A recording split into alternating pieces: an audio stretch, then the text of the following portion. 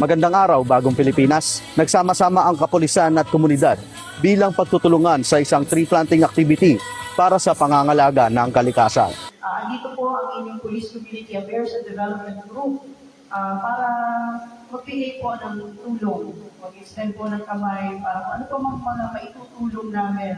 Bilang bahagi ng patuloy na pagsusulong na pangalagaan ng kalikasan at mas matibay na ugnayan sa komunidad, pinangunahan ni Police Brigadier General Vina H. Guzman, Director ng PICAG, ang tree planting activity at cleanup drive. Isinagawa ang aktibidad kaagapay ang mga membro ng SMPII sa Inanang Buhay Parish, Novaliches, Quezon City, kung saan nakiisa ang mga pulis, membro ng simbahan, at mga residente sa sama-samang paglilinis ng kapaligiran at pagtatanim ng mga punla. Ito pong ating sinasagawa ay ang tree planting at the same time nagkaroon na rin po tayo ng clean up drive dito sa vicinity ng Inanang Buhay Catholic Church and Inanang Buhay Catholic School. Papasalamat kami sa kapulisan sa pamumuno ng ating masipag na General Vina Guzman. Kasi syempre po hindi namin ito maisasagawa itong activity ng SMPII, Sangguniang Masang Pilipino International Incorporated, kung hindi po sa tulong ng ating masisipag na mga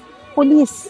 Layunin ng programa na palakasin ng malasakit sa kalikasan, isulong ang kalinisan sa komunidad, at higit pang pagtibayin ng pagtutulungan ng kapulisan at mamamayan tungo sa isang ligtas, malinis at luntiang kinabukasan.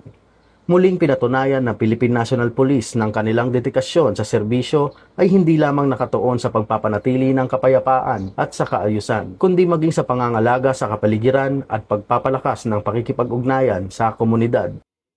Mula rito sa Novaliches, Quezon City, ako ang inyong police correspondent, Patrolman Erickson Mayor. Nagbabalita para sa Police News Network, Bagong PNP para sa Bagong Pilipinas, serbisyong mabilis, tapat at nararamdaman.